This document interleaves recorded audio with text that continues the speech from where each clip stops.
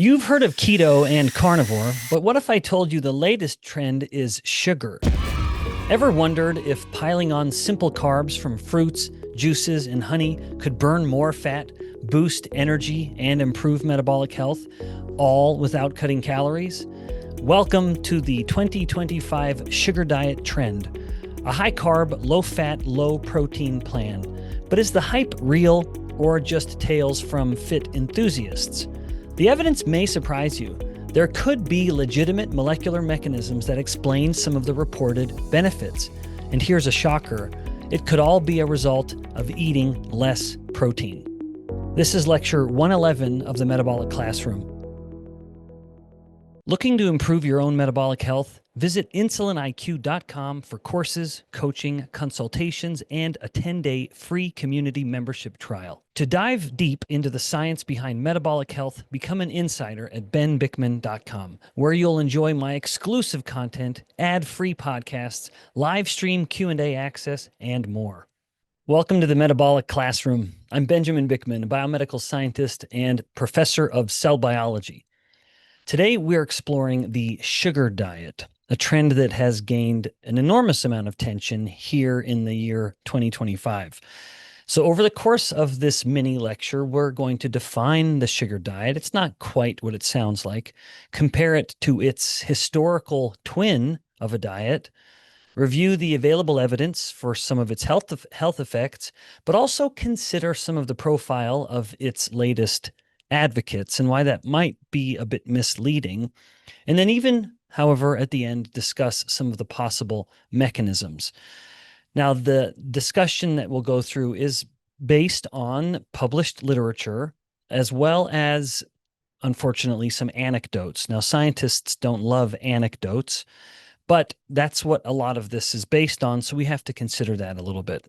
But overall, I certainly hope to provide a bit of a balanced perspective, lest it seem like I'm just going to come out of the gate swinging. There are some interesting points here that I think you'll find interesting. All right, so let's get on with the lecture. Okay, so first of all, what is the sugar diet? Well, it's not, contrary to popular opinion, a person just eating spoonfuls of sugar. Based on recent discussions online and reports, and indeed these anecdotes, it is, to say it another way, a very high carbohydrate, low fat, and low protein diet. And it emphasizes simple sugars as the main energy source. Now, that means not that it emphasizes spoonfuls of table sugar, but rather it includes fruits, fruit juices, honey, and sometimes things like sugar or even some candies or sugary beverages, but that's not the main part of it. Mostly, it really is generally these simple sugars from things like fruits and juice and honey. As I noted, fat intake is very often quite low, below 10% of calories, so that's just a few grams a day. And protein, interestingly, is also very minimized. This is often also less than about 10% of the total calories per day. So that's important. So it's a very high carb, very low fat, very low protein diet. And it's that latter part, the low protein, that is a little peculiar given the profile, as we'll get to in a bit, of many of the advocates for the so-called sugar diet. And these advocates, these proponents, suggest that you consume these foods very freely without strict calorie limits. And they cite their own evidence and their own findings that it will support fat loss, that it does maintain muscle, and it boosts energy by favoring this blood sugar metabolism or glucose metabolism.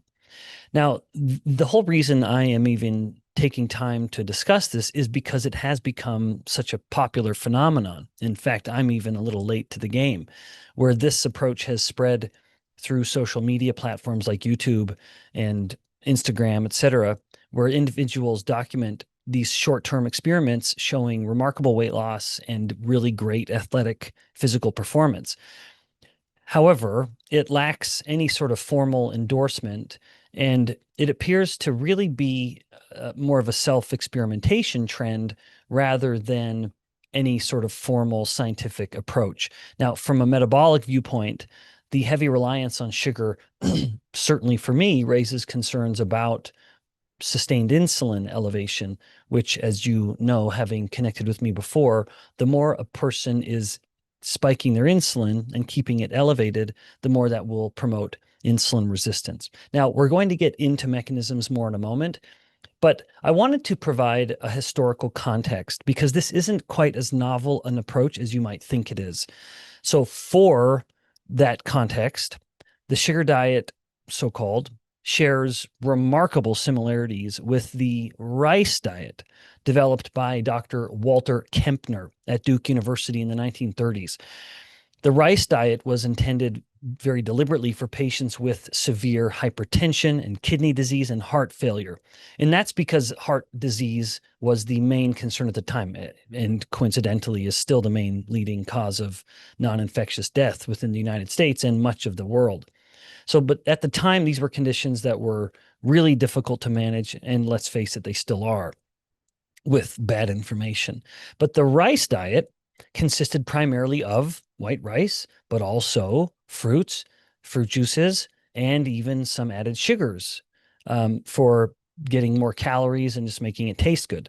And this diet was about 90% carbohydrate. Less than 5% of it was coming from fat. And as you can just do the math, about 5% of it would be coming from protein. So this was perhaps a more extreme version of the what we call the sugar diet. It was so high in carbohydrate. Now, there was a little bit difference there also where they deliberately restricted sodium, and it was often calorie limited. They would want you to control the calories, just to around that 2,000 calories per day. Now, Kempner's studies had he reported data on thousands of patients, noting significant improvements in things like blood pressure. Hypertension. In hypertensive patients, average blood pressure drops really were pretty remarkable. And they noted even reductions in things like obesity. But of course, the diet was challenging to follow. You would only adhere to it when you were living within this facility. But it was difficult to adhere to because of the monotony. And let's face it, in a point I will make later, some of the nutrient deficiencies that would start to potentially creep up. And again, I'll come to that point later. We'll revisit that in a moment or a few moments. Now, modern analyses of the rice diet suggest that the success was partly due to the calorie restriction rather than saying that the person was eating a lot of carbs. Now, let me just play on that point for just a moment.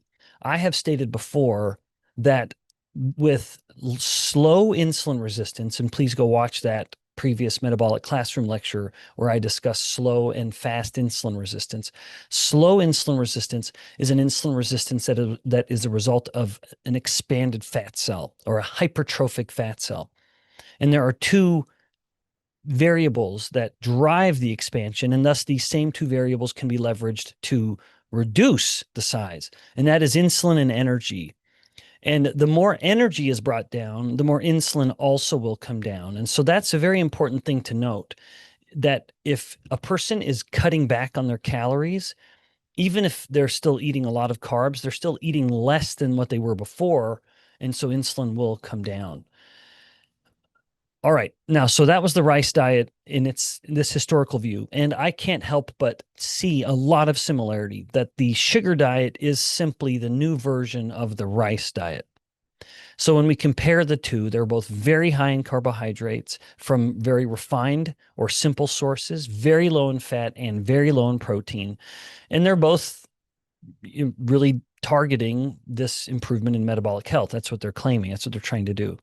Now, the rice diet was medically supervised, and it had a lot of rest. It was a very sort of low physical activity diet as well, or the diet came along with strong encouragement to just rest and be somewhat sedentary, but there was a lot of monitoring. But the sugar diet has none of those kinds of things. There's no calorie restriction. And in fact, as we'll get to, it is really used by people who are very physically active, which I actually think is a bit of a confounding variable. Okay, so let's come back to the sugar diet. Direct studies on the sugar diet are not only limited, they're actually non-existent. This is a very recent trend, and there's no randomized controlled trials that I'm aware of.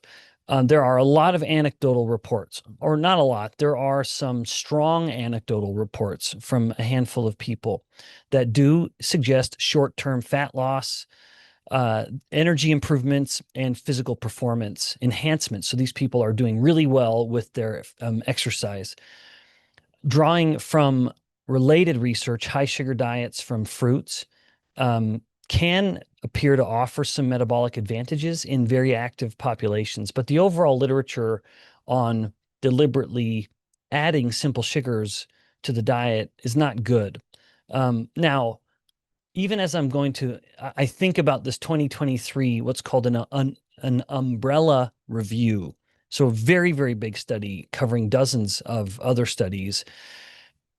It showed a lot of harms, like increased risk of heart disease, increased risk of type 2 diabetes.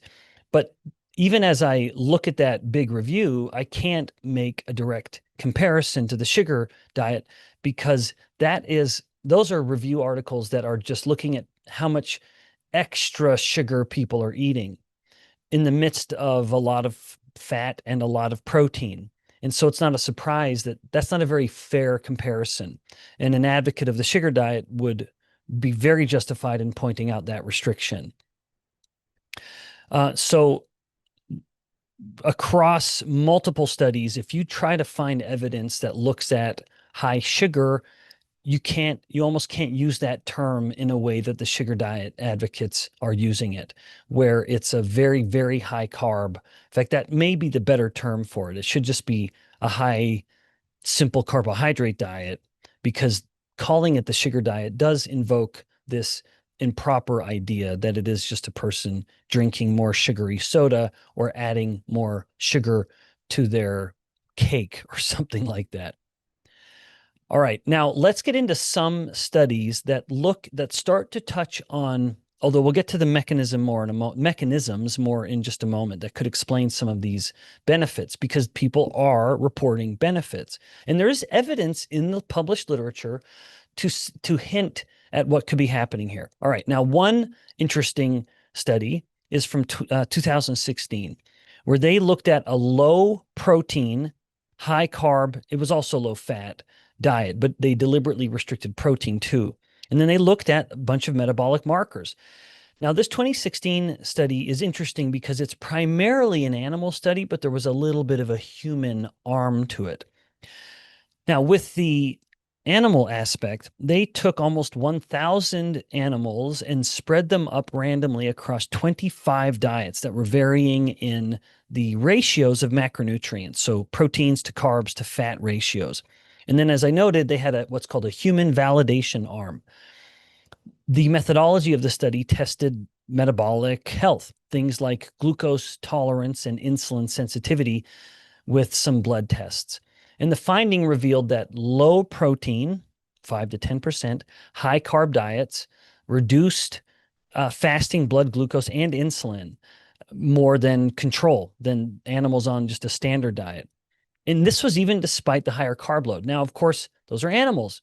In the human aspect of it, a very small group showed similar trends. So this wasn't a human study per se, but they included a human component. But they found some data that supported that view, that lower protein led to improved glucose handling. And of course, it was a very small group. It was just a few weeks. And so you can't really translate this too well. And there were no long-term health outcomes. There was no monitoring of physical activity and sleep and cognition and other things. But the study does support the potential, at least short-term, metabolic benefits to a diet that is very, very high carb and low protein and low fat.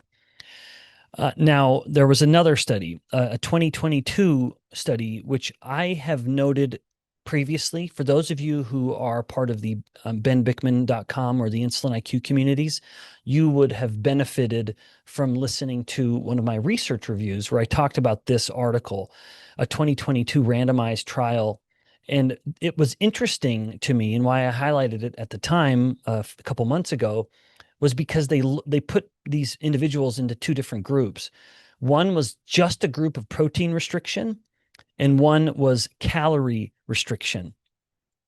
And it was on 21 human patients with metabolic syndrome, so insulin resistance, prediabetes, over about the period of 1 month. And it was under some supervised inpatient conditions. So it's pretty well controlled. So a good study.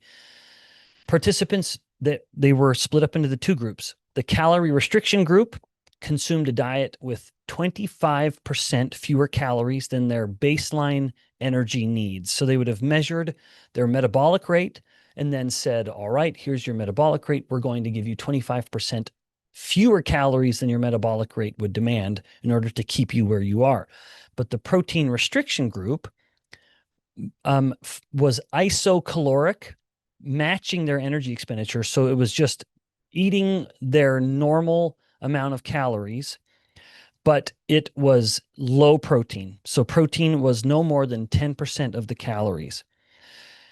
Both interventions, the calorie restriction and just the protein restriction, but remember, they had normal calories. So they were eating more calories. So both interventions led to significant weight loss, primarily from fat mass. It was about 6.6% in the protein restriction and 8% in the calorie restriction, so very similar. They noted also reduced blood glucose, reduced HbA1c levels, and what they would consider improved lipid profiles. So LDL went down, which I find neither good nor bad, but also triglycerides went down, which I consider to be a decidedly good thing. But blood pressure improved, and even markers of inflammation improved.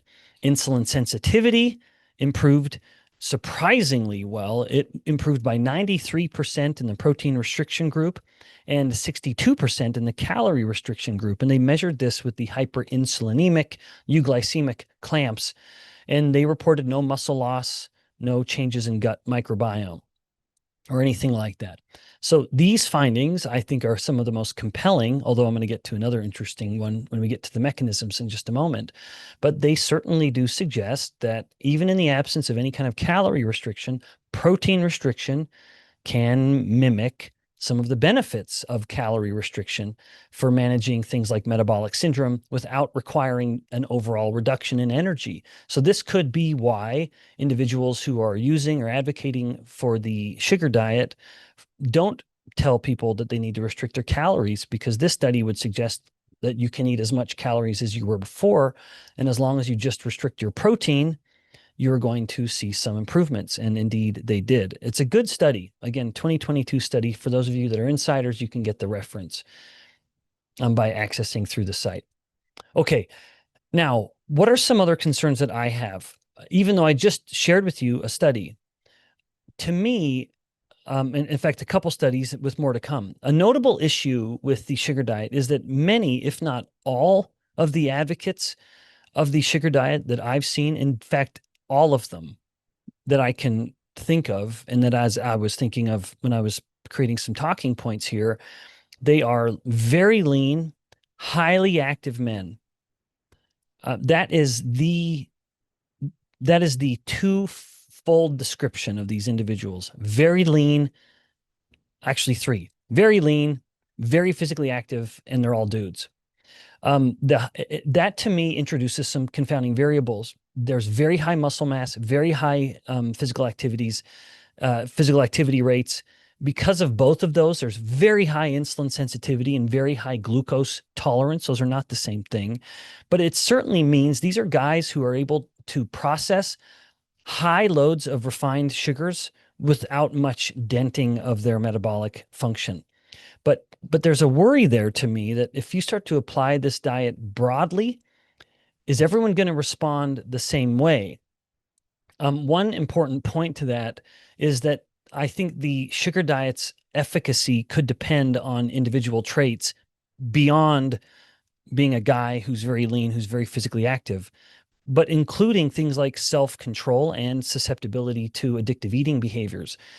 High carb diets that are rich in refined sugars or simple sugars like fruits, fruit juices, and even sweets, because a lot of them are just even eating like gummy candies, it could absolutely exacerbate some food addiction behavior, really driving these reward pathways like what we see with substance abuse. Remember, in all of the human studies that look at the neurobiology of addiction to foods, it always comes back to carbohydrates. Not that there isn't evidence to suggest that high carb and high fat is also a rewarding addictive thing, but it's never just fat. It's never just protein. It is always the common variable being carbohydrates. And in fact, with that topic in mind, there are studies showing in humans that low carb approaches like ketogenic diets actually improve binge eating and reduce food cravings and addictive food behavior. So for people with high self-control and no signs of addictive eating, like guys that are extremely lean and used to, frankly, a high degree of, I say self-abuse, but I don't mean that in an ugly way. I mean, these are people who are used to really punishing their bodies through workouts, etc. High self-control, high self-discipline, that this very high simple sugar diet might be more feasible because they can manage the potential hunger spikes or the potential cravings just through just gritting their teeth and having discipline. But in these cases, I think the reporting of the short-term benefits, like the energy boosts, et cetera, I think it can work in them and it doesn't lead to overconsumption or addictive eating behaviors. But for those with lower self-control or addictive patterns, and let's face it, that kind of describes most people who are overweight with or without type 2 diabetes, which is a disease of poorly metabolizing glucose. But these rapid glucose spikes and then the drops could absolutely trigger cycles of binging, which could undermine any of these improvements. But I just note all of this to just underscore the importance of personalizing diets based on who you are and how you are and how you behave.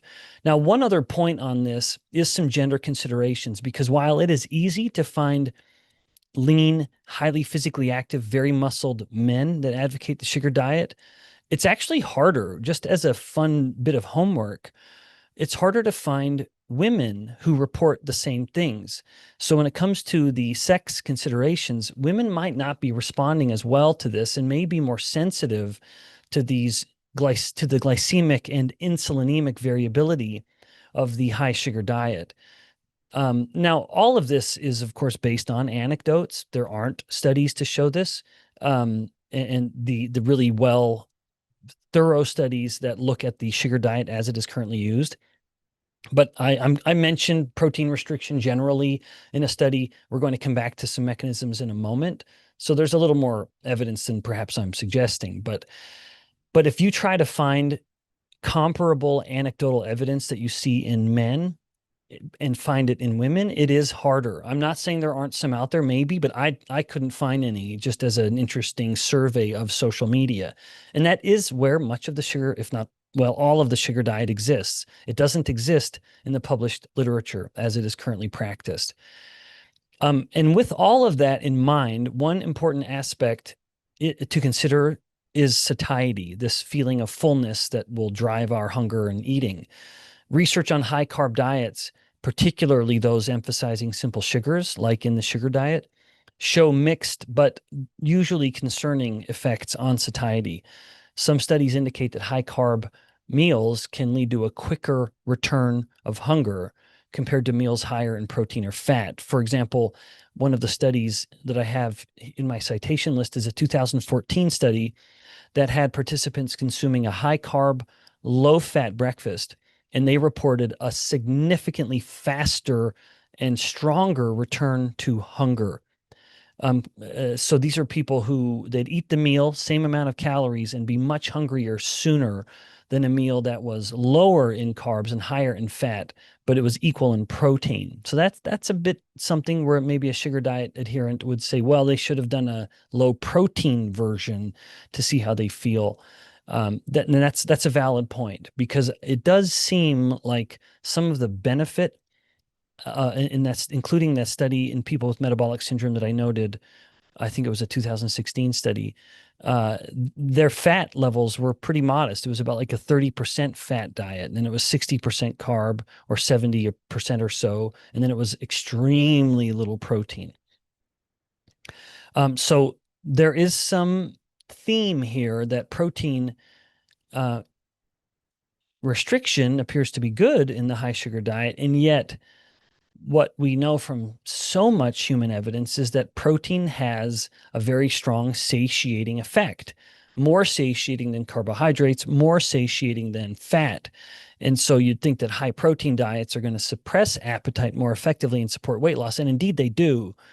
And that the more you are cutting protein, the more you are, especially focusing on carbs, the more you are going to have hunger and blood sugar fluctuations that could lead to overeating. Now, of course, fiber is an underlying confounding variable here, in that the sugar diet is surprisingly devoid of fiber. So this is another reason where the sugar diet would be offensive to many plant-based people, because they, of course, are such advocates of protein consumption. So one way of looking at the sugar diet is it basically is just a big middle finger to every other diet.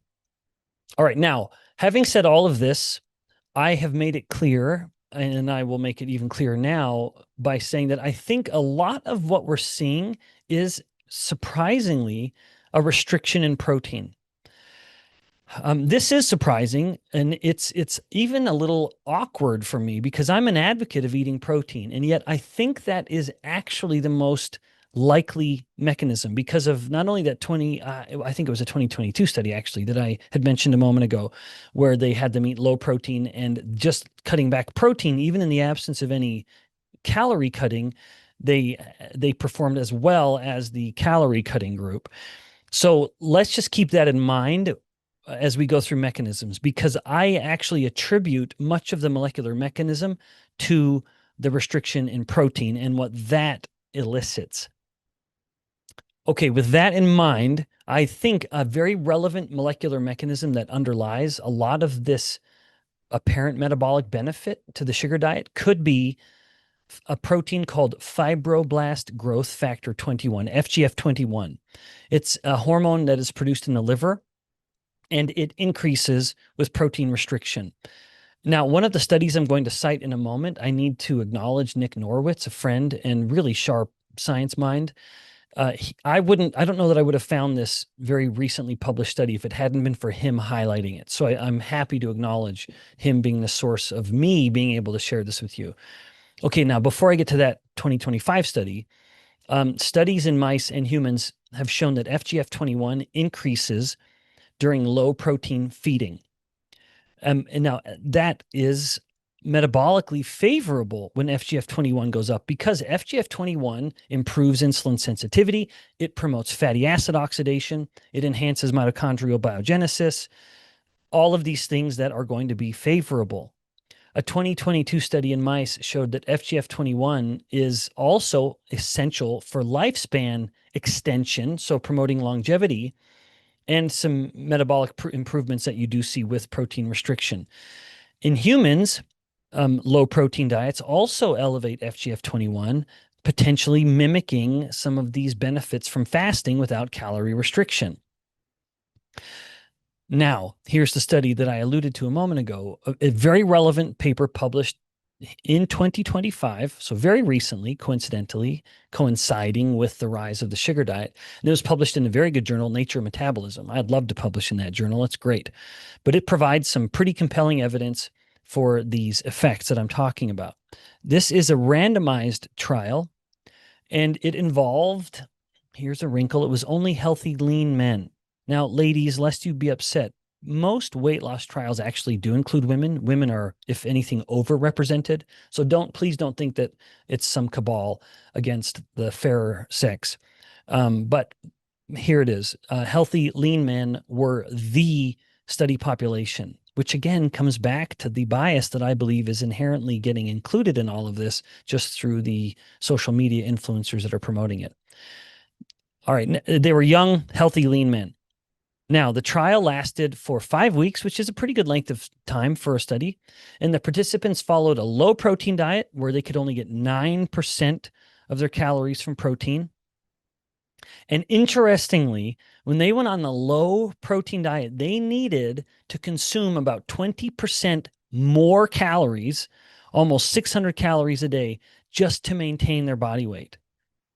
Let me say that again. They had them shift over to a very low protein diet, 9% of calories from protein. And in so doing, in order to maintain their body weight, they needed to eat 20% more calories. That's pretty crazy. Now, even in the midst of this, so they lost about 1 kilogram of fat and they didn't lose any muscle. Now, a confounder there is, though, that they could have had, they didn't measure muscle, but they just measured fat-free mass with water. So maybe there was some water retention. Maybe there was a little bit of muscle loss. But based on this good study, it seemed like they didn't. Now, let's come back to the mechanism. FGF21 levels surged dramatically to a level that you don't often see in humans with any sort of thing, but FGF21 levels went up by over 360%. So like it almost went up by like 4 times, and at a peak compared to the normal protein group. And no surprise, this correlated with a lot of changes in mitochondrial function, but even in the fat cells. Now, this is something that my lab has focused on before.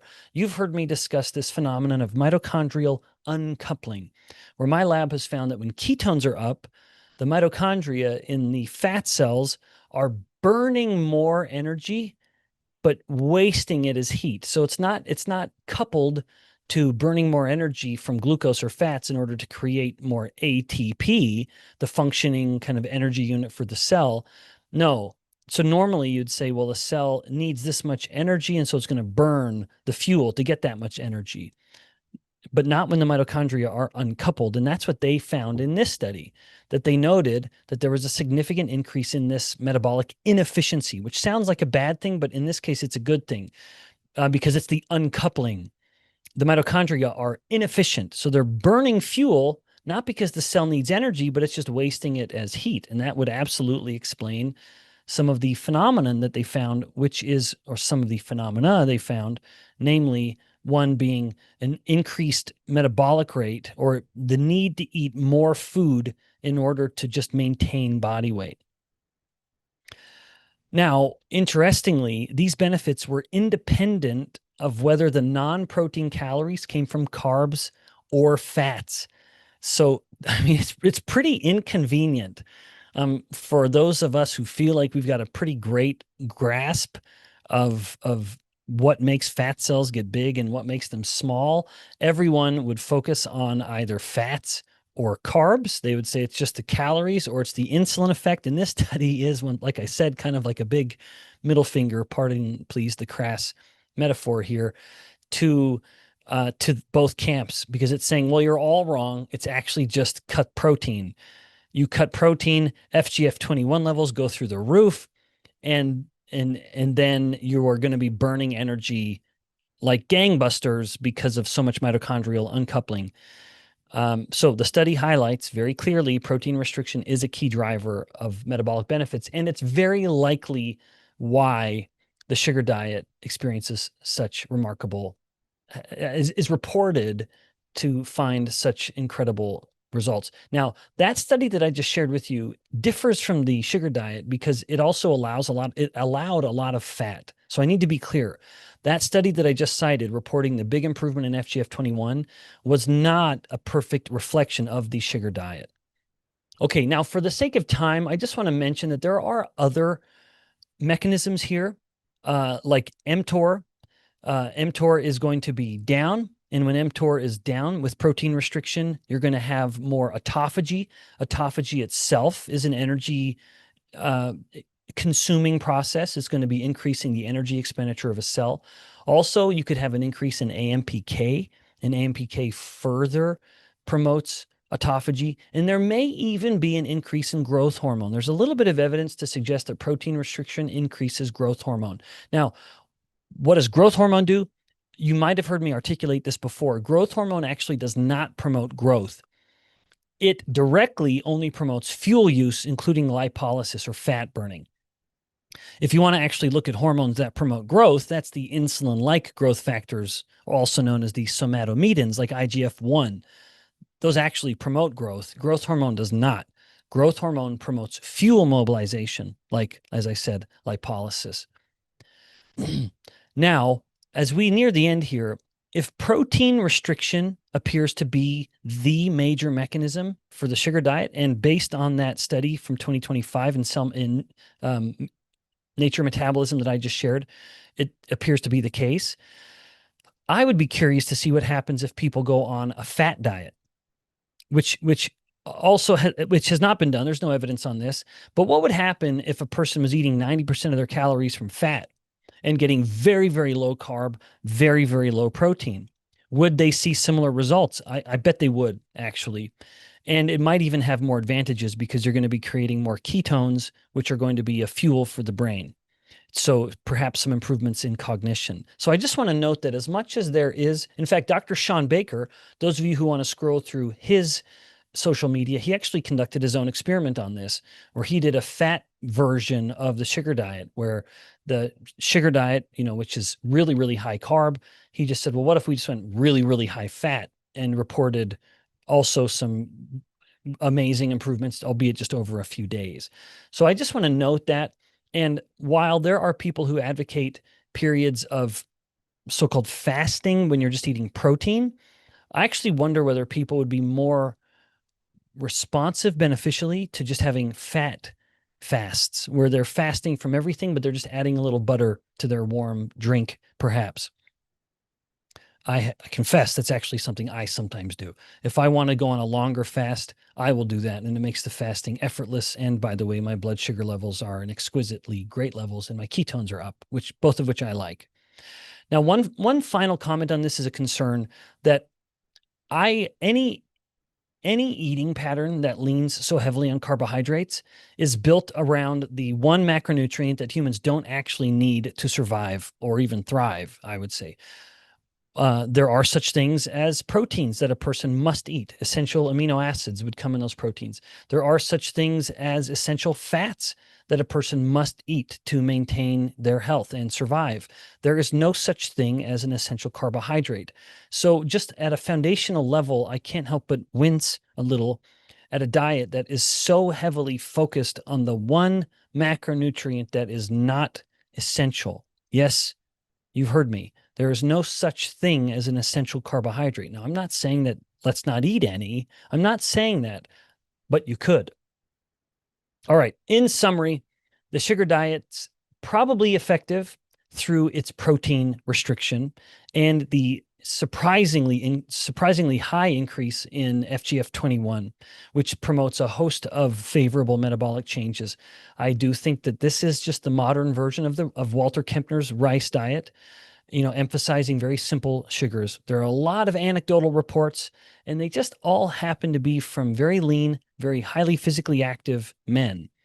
That when you try to find similar or comparable reports in women, you don't. At the end of it all, if this is something you want to experiment with, I'd just say be very mindful of what your history is with food, what are your own habits or even addictions, and just be very mindful of tracking your health metrics. Thanks for listening. Remember, more knowledge, better health.